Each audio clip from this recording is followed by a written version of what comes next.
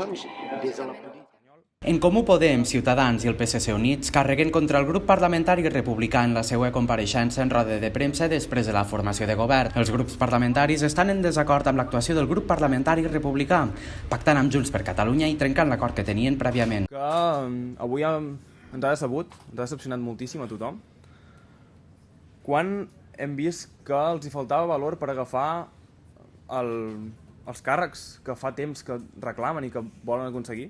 L'intent de diàleg i negociació que ha ofert intensament el PSC i repetidament no ha estat suficient pel bloc independentista, que de nou ha posat la unilateralitat per davant del benestar de les catalanes i dels catalans. Nosotros creíamos que era una oportunidad muy buena para dejar atrás el conflicto independentista y centrarnos en construir nuevas realidades que favorecieran al conjunto de catalanes.